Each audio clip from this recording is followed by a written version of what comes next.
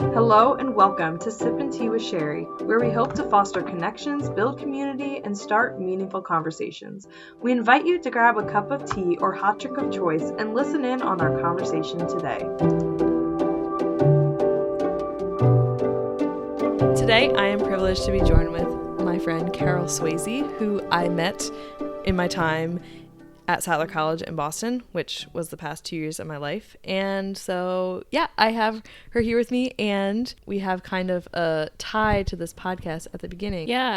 Thank you, first of all, for hosting me. This is my very first time talking, being interviewed by really anyone. I'm very nervous. But Sherry, I was at Sattler visiting, and she happened to pass by at the front desk, and we just bonded, and she was telling me about her dream of one day having her own podcast to host women and interview women about their testimonies and their life stories. So I've been talking about this for quite a while, is kind of the idea. I was thinking about this for a while, and met Carol in part of that, and I am finally like, I need to get going on this idea because it's been something I've been talking about, and I'm like, okay, am I actually going to do this or not? And that's what this weekend I specifically am like, we're going to get this done. So I had thought that it would be really good to have Carol on and talk about kind of some of her life story. So Carol, could you tell us some about your life growing up? Specifically, you didn't grow up in the United States, and you can tell us about that. And just tell us a little bit about your life. I kind of grew up all over the place. I was born in a small slum outside Jinja, one of the main towns in Uganda. And then I stayed at the slums for eight years, and then I went to the girls' home, and I was there for about either 5 or 6 years, and then I moved to Kampala with my family, where I was fostered and finally adopted with my other 4 siblings. So are they your full blood? Are you guys blood siblings? Yeah. Okay. We are. Yeah. So how was it in the slums? What was life like living there? Living in America, like, I don't think you can see anything like that. The slums are a very tough place to live. It's hard to survive. The conditions are really, really, really bad. Like, you don't have clean water, and there's trenches filled with human waste, animal waste, and so there's all kinds of disease. I grew up watching, like, people die left and right, like, at least every month. There wasn't a month where you didn't see a friend or a really good neighbor dying just because of food, HIV, or like bad water, and some of those things I feel like we take for granted, but we didn't have any of that stuff. Not ideal places for humans to thrive. And so you went to the girls' home then after that. Yeah. Was it your parents that chose to send you there? It was mainly my mom. My dad was like a stranger to me growing up. Even up to now, I feel like I don't have any relationship with him. So that's a choice my mom had to make. I feel like from her side, it was the best choice to send me to the girls' home because they provided school, food, clothing, and a roof, and also really good friends and a good community. She knew I'd be going to church, and so I feel like she made that decision to also keep me safe because in Masese, I would say you don't pass 16 without having a few kids, and yeah, she did not want me to end up like that. So that's why she decided to send me to the girls' home. What was your experience like At the girls' in home? there? Was there any standout moments or? I would say I didn't have very many friends. At school, at the girls' home, I had some friends, but at school, I was very, very bullied all the time. All the girls were, because we are from a different culture and tribe, and our tribe is very looked down upon. We're like the lowest caste in Uganda. And so, like, even up to now, if I introduce myself to someone and say I'm from Karamoja or I'm Karamojong, they won't believe it. They would say I was lying. They would be like, no, you look Nigerian to me. I'm like, excuse me. I would even greet them in my national language, and they still won't believe it, because it's so looked down upon. You can't see anybody rise from there. And so, yeah, so at school, I was very, very bullied, both by teachers and students. There's a slang teachers threw around that we can't wait for Karamojongs to develop, which means when the British came, the Karamojongs resisted from the British coming and changing their ways of doing life and exercising their culture. And so they're not developed, and people still think that Karamojongs don't wear clothes and they're very undeveloped people. That would really hurt us, and then we'll be taunted during break time by students. There's even one day we were sitting outside during breakfast break. A student just came and dumped hot porridge on us just after the teacher said that, and we chased down this boy and we beat him up. Oh my goodness. Like, how dare you treat us like this? We're humans too. We don't, oh my goodness. like, we didn't ask for this. Just because you're of another tribe, it doesn't mean you have a right away to treat us the way you do. And so we were like a gang, because most of the girls at the girls' home were from that tribe. And so it wasn't just one person that was targeted. It was all of us. And so we got each other's backs at school or anywhere we went. And I was at the girls' home with 2 of my cousins and 2 of my half-sisters, actually. And so I grew up with them. Yeah, I would say we don't have a close relationship, but it was fun being around some family. Yeah, somebody that you had common roots with. Shared. Yeah.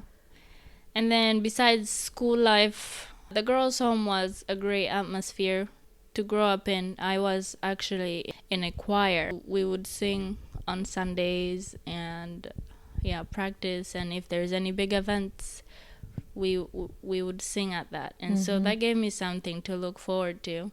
Every week, we did this every Saturday when we didn't have school.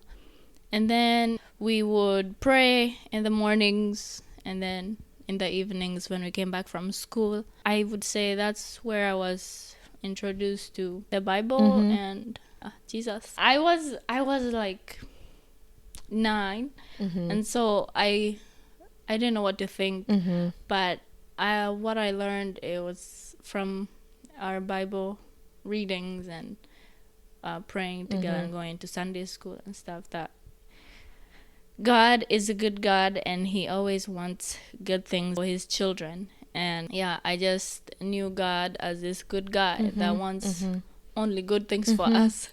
And so my 9-year-old brain... Was there like hope in that for you? Yeah. It's best for us to be with our families, like our biological families.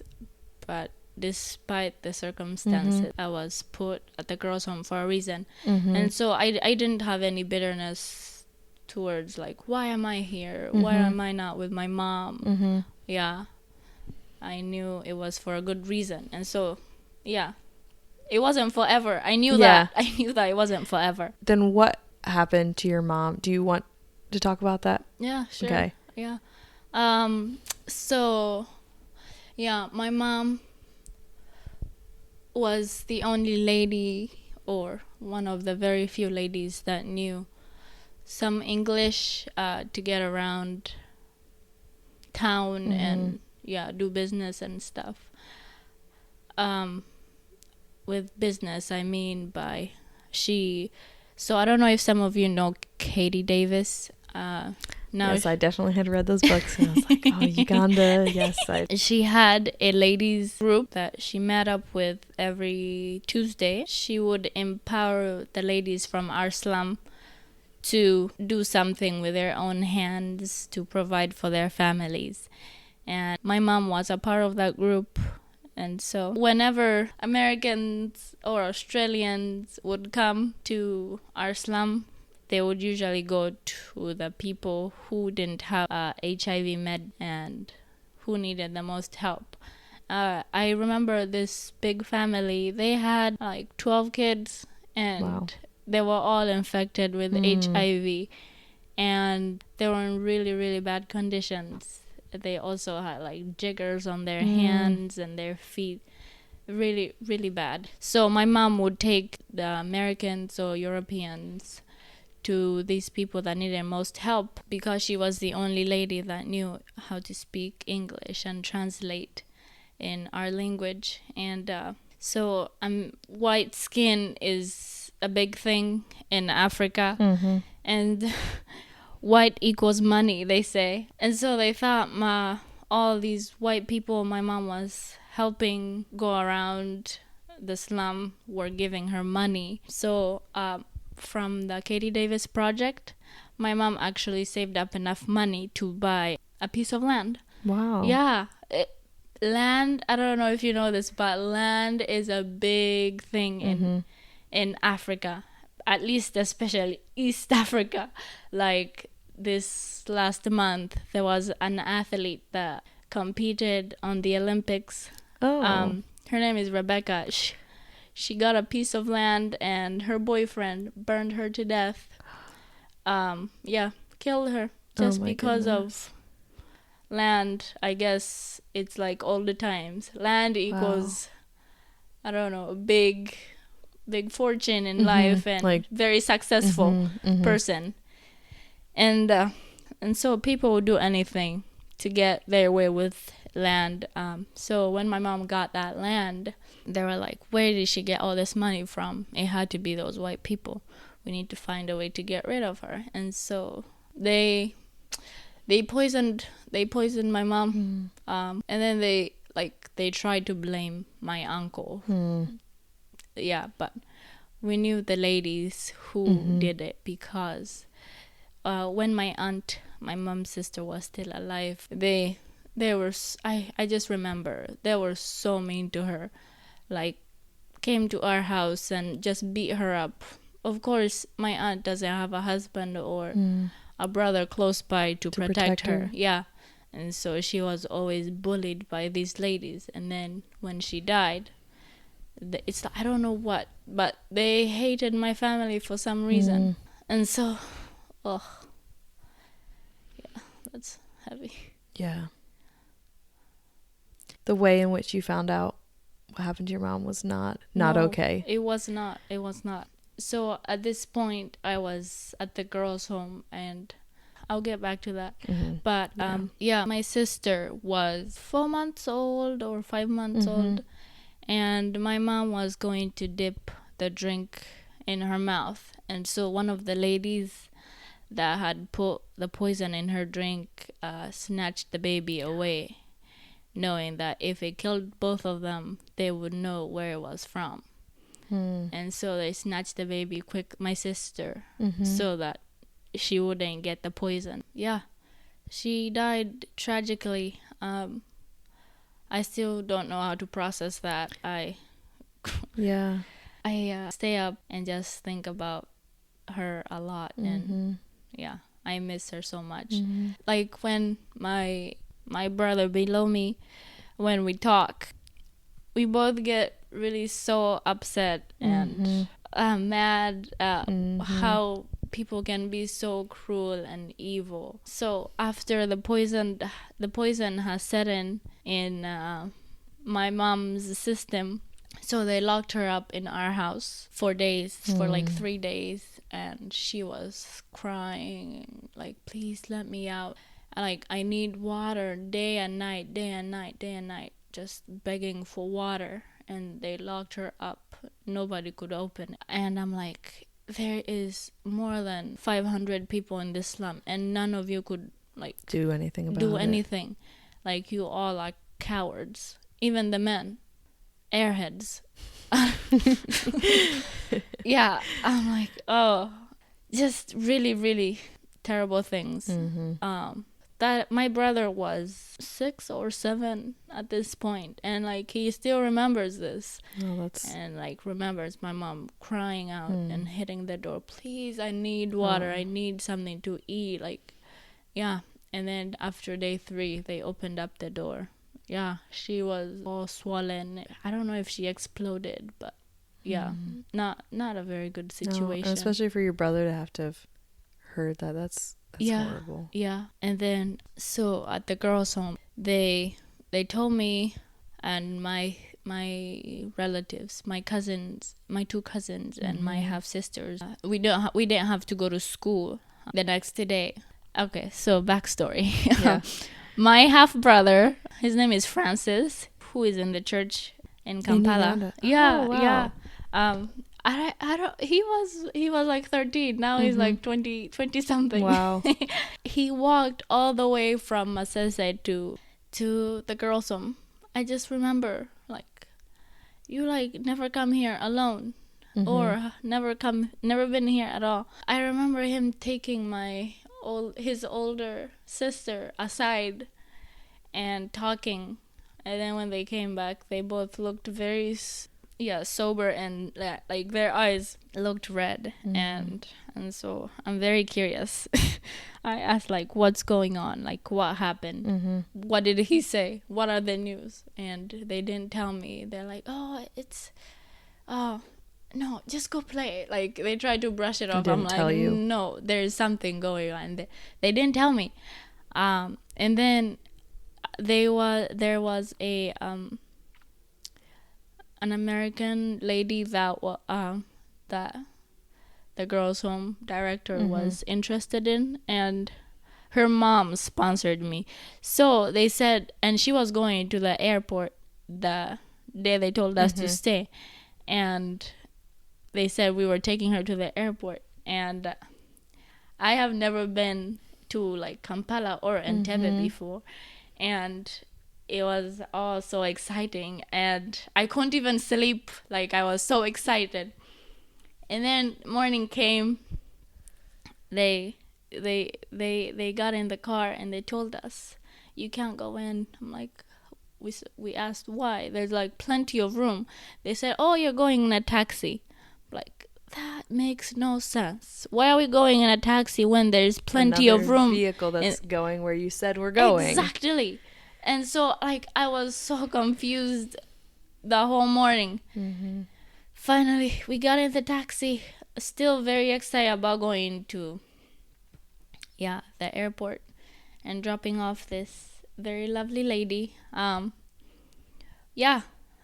my surprise, we were not headed the direction I was told Kampala was, because I knew at least which direction it was, but we weren't going that way. We were actually going the opposite way.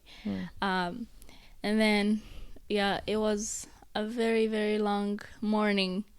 We were stuck in traffic for like 3 hours. And then actually, as we got closer, a lorry?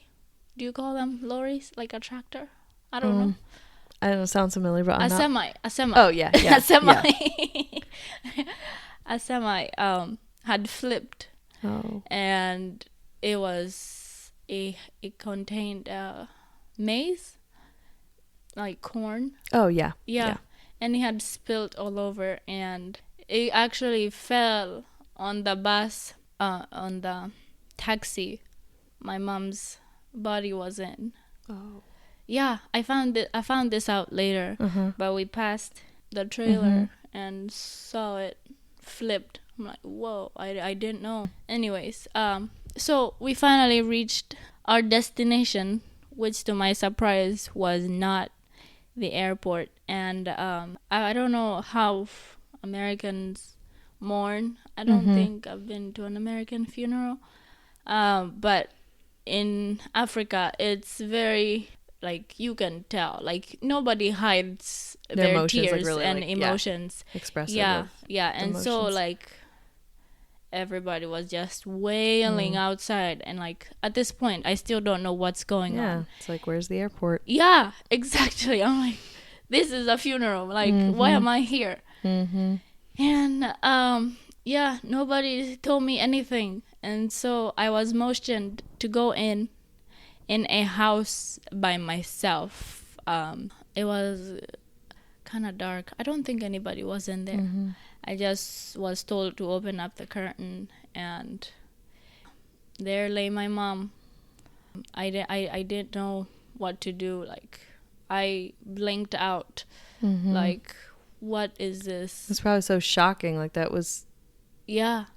You had no idea what was about to happen. Yeah, I had no idea. Like, nobody explained anything, and, like, they just let me find out like that. Like, my whole morning I was like, oh, airport, and then all of a sudden, like, not just anybody but my mom that I see that I look forward to seeing when I go to the slums for a holiday or take her Christmas food.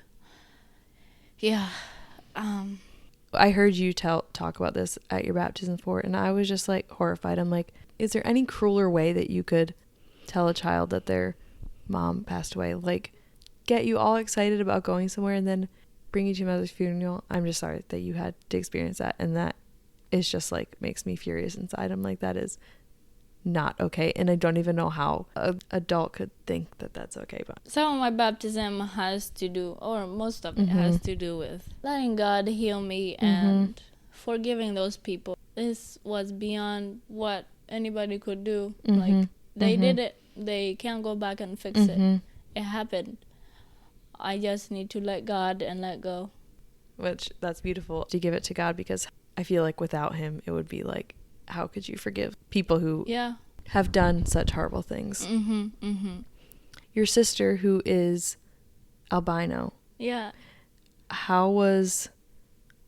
Maybe just really quickly touch on that, of how that was for her. I know I had heard you talk about that before. So, like, how she came to live with us? And kind of how they viewed albinos in Uganda, or the people that you lived around. So, she's a very sweet girl. She's gone through a lot too. My sister was born with albinism. Albinism is very looked down upon with suspicion. Like, why do they think something caused them to be that way? Like, dark or something dark, and it's a lot of times involved with witchcraft, or like they would say, oh, when her mom was pregnant with her, she probably went and visited a witchcraft. Therefore, she needs to go back to the witchcraft because she belongs there. And, like, they say, oh, okay, so if you take her hair and bring it to a witch doctor, you get this much money and you'll be rich. If you cut her arm off and bring it to a witch doctor, you'll get this blessing. And it's such random weird things, and it all comes down to people not using their brains, and like it's all like, especially now that I live with my family, I've learned so many things. Man, Africans have so many conspiracy theories, or like, what do they call those? And they take it as their truth. Nobody can really change it, but they just need to be educated about it, because it's just a human whose genes, just a biological thing. They don't have a pigment like we do, and that's what makes them look the way they do. Kind of just like anybody who was, something's just different. And it's not anything. It doesn't have anything to do with witches. Her mom had it hard. She gave my sister over to her relatives to take care of her because she thought she would be safer with them. And like in Uganda, if a kid is not your own, there is a big tendency to that kid being like abused. And so that's what happened. Even if it's your own blood, you know, like your sister's baby, she was abused. And so the church saw this and was like, no, this is not okay. The family was actually excommunicated, but she was stolen twice from her mom. Oh my goodness. Yeah, that's why she's like, I think you'll be better off with this family. She loves her so much, and she comes and visits twice a month. She's a very, very sweet mom. Just the circumstances couldn't let her keep her daughter. Yeah, my family fostered her, and her story is so beautiful. Our adoption, my 4 siblings and I, it took us 5 years. Wow. It's supposed to take like 2 years, but it took us 4 years for everything to get finalized. And hers, it took like 6 months. And like, it's all God. In Uganda, nothing happen that fast. Yeah, in Uganda, nothing happens within a 6-month period. Yeah. Especially something big like that. And actually, like, all this is so faith building. Like, just watching the church and my family pray so fervently and not giving up, and then holding on to God's promises, and that God knows what's best for us. And like, I was reminded of that so many times. And even like, I don't know, there was also a family that was there. They told me that this is not gonna work out. I think it's crazy what your parents are doing. Have you ever seen anyone adopt 5 kids at once? Like, it's not gonna work out. I'm like, okay, you're not God, but I'll keep that in mind. And so I also had that in the back of my head through our whole adoption. Like, what if this doesn't work? What's going to happen to us all? And that goes again to show that God is a good father, not only wants good things for his kids. Yeah, and the fact that you guys were all able to be together, that's just amazing that was able to happen and all that. I have never been under one roof or same house with all my 4 siblings before, till we came to Kampala to live with my family now. So how did you and your siblings get connected with your parents? I don't know if I mentioned it, but yeah, after my mom died, there was no relative that was wanting to take in my 4 siblings, because at this point I was already at the girls' home. And there happened to be an opening for 2 more kids. My half-sister brought my 2 sisters to the baby's home. Oh. The girls' home and the baby's home are connected. So God opened up that door where they could come into the baby's home as soon as they could, and we were literally across the street from them. And so after school, I would go and play with them and help them take showers and feed them, and I would be like, the baby's home was like my second home. So I would see my sisters every day, but my brothers lived 7 hours away from my aunt. She's actually not my aunt. She is my mom's cousin. They grew up calling each other sister, but she was the only relative that was willing to take care of my brothers, and that was 7 hours away. And so I didn't see my brothers very much. And so she doesn't have a husband either, and she has 5 other kids at home. They're all like about the same age as my brothers, which was like 6, 5. Like, I think the oldest was 15. Okay, so we were talking and the microphone quit working, or something quit working, and I can't figure out. So now we're just going to continue on with one microphone and see how this works. Carol was talking about her siblings, how they got together and were then adopted by their parents. We'll finish talking about that and then maybe talk a little bit about what her experience has been being adopted. Yeah, so I'm not sure how long it's been since my siblings and I have been together or seen each other. My parents said yes to fostering us which was a godsend because after my mom died, I stopped praying and like questioned God, why did you let this happen? The only person in the world that cared about us was her, and now she's gone. My whole world fell apart. And so I didn't pray or even read my Bible. And I didn't want anything to do with God because I thought God was in control. And I came to realize that God gives us a free will, and it's up to us to either please Him or do whatever our flesh wants and do what the devil wants us to do, I guess. That's because he's out there to destroy.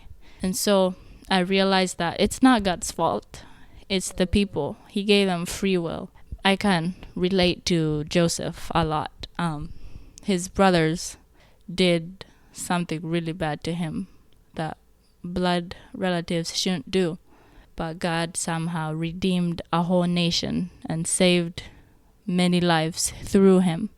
And so that's the hope I have for me and my siblings. And back to seeing each other for the first time since Mama died.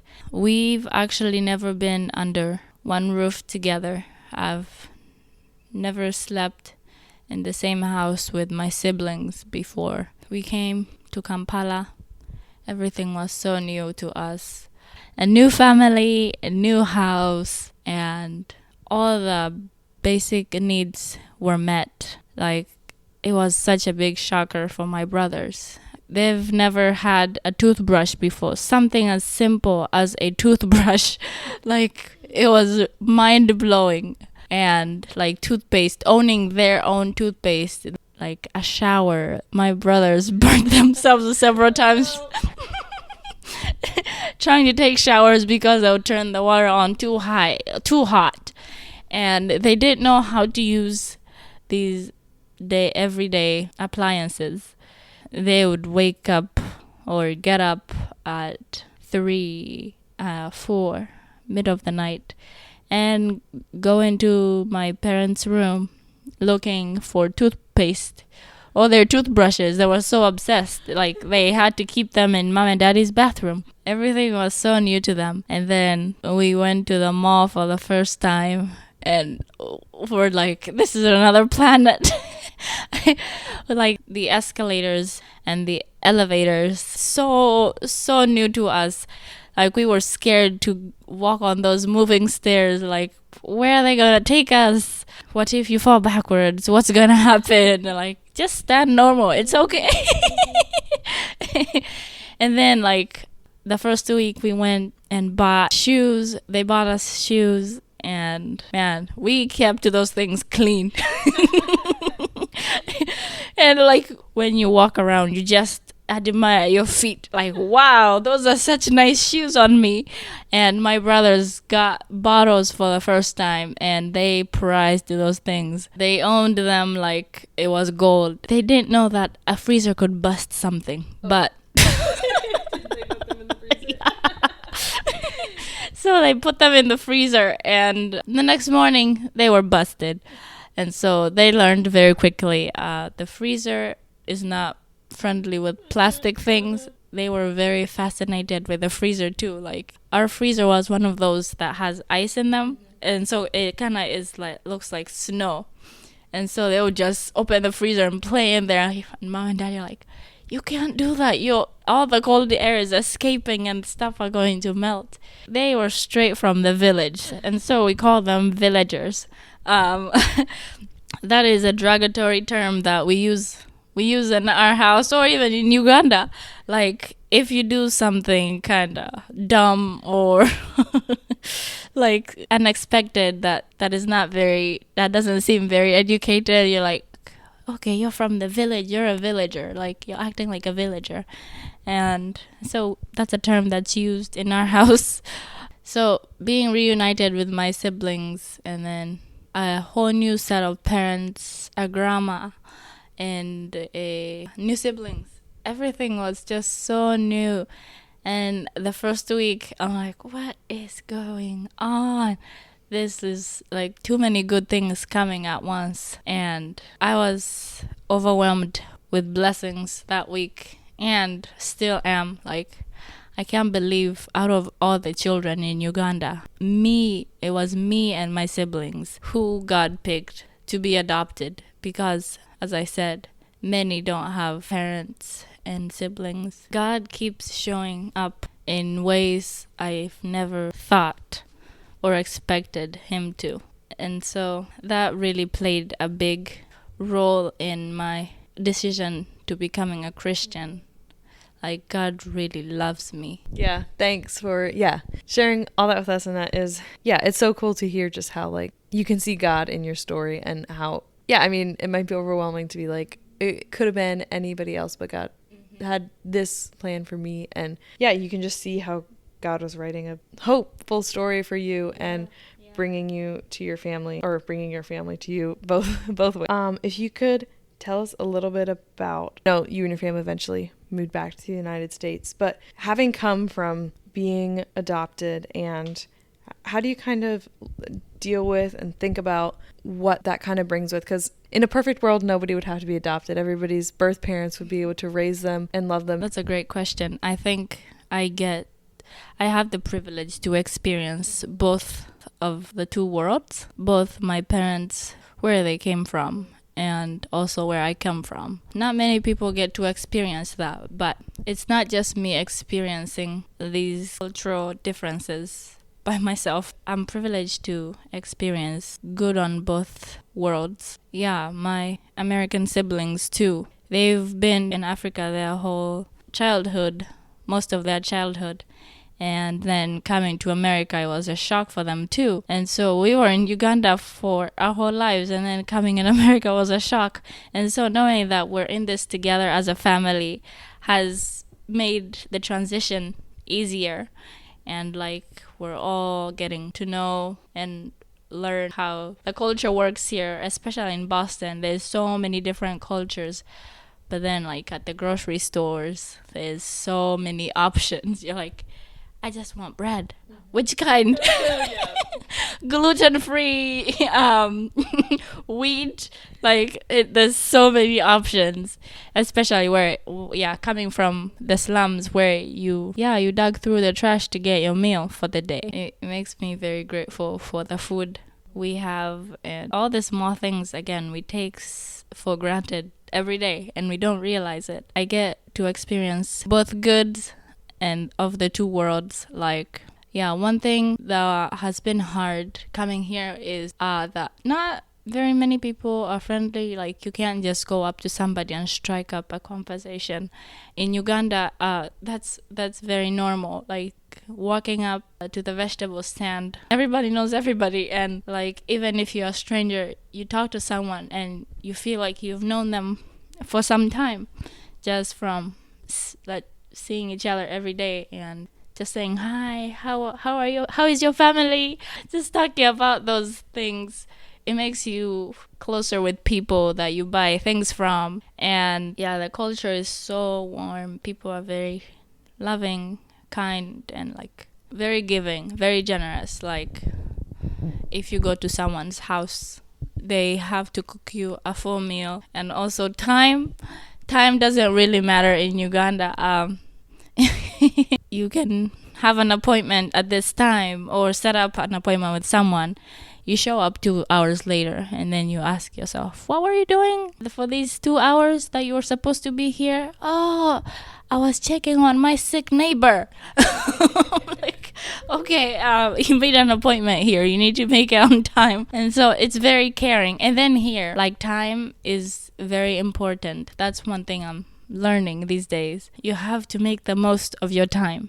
I still struggle with making my appointments right on time. I have to think like my dad. So, if your appointment is at 2, you have to get there by 1:35. Right, but you're wasting all that time sitting there. So that's one thing I'm still learning. But like, I see it as a very good thing. Just other people's time is important, and you don't want to waste that by taking your precious time doing whatever you want. Just another question that I have for you is, do you ever think that you would move back to Uganda? That's a good question. I get asked that question a lot. I honestly don't know. I like America. I like Uganda. There's people that I really love here, and there's people that I really love in Uganda.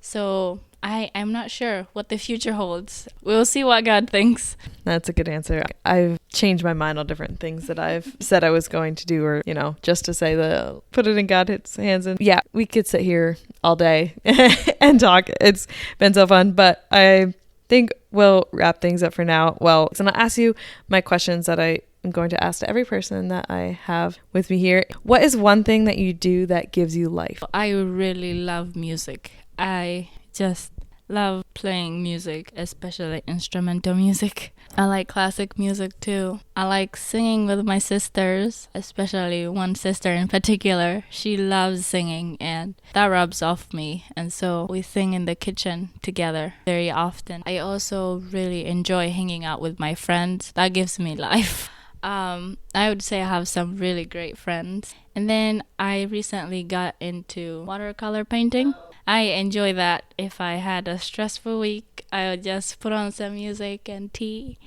and just color. I don't know if it's nice or bad. I just color. It makes me feel better. I like listening to books and podcasts. I just like listening to things. So good. And this is a fun one. What is one hot take that you have, or unpopular opinion, as you might call it? What's something that you don't like that everybody thinks that you should like? Pumpkin pie. Yeah, pumpkin pie is not my thing. And pudding. Two American things I can't understand. Actually, I have a few American things that Americans really enjoy. So pumpkin pie is one of them. Celery. I have never liked celery. The smell, and I choked on it the first time I tried it. Oatmeal. Boiled oatmeal for breakfast. I'm still getting used to that. But those are American things that Americans really enjoy that I'm just like, no thank you. I can live without that. The third question I have, it's really similar to the first question I asked, so if it is related to that and you don't have anything else to add, that's fine. But what is one thing that you love? I love connecting with my friends and my family. That brings me so much joy. Somebody that I can go to, that I know I can open up to at any time, is Mama. Yeah, she gives me such good life advice. She's really, really fun. We have a great relationship. And she makes me laugh. And my last question here is, what has been any type of thing that has been inspirational or educational for you recently? I just finished listening to Love Does by Bob Goff. That's a really, really good book. And to my surprise, he does work in Uganda, working against or fighting against child trafficking and child slave work. That stuff is very inspiring to me because it's so prominent in the developing countries. That was a great book on loving people instead of just saying I love you, but actually putting it in action.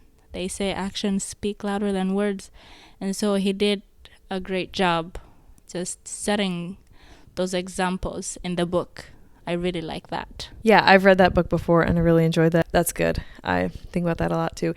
Also, in this conversation with Carol, we decided to just go with an audio version, and I call this Sippin' Tea with Sherry, and the idea is we have a cup of tea that we sip, but although you couldn't see it, we were indeed sipping tea with Sherry, and yeah, I think we're gonna end it here. Thank you for hosting me. I was honored to be a part of this podcast with you. You're welcome, and thank you for taking your time to come, a lot of your time to come and sit and do this with me. So yeah, until next time.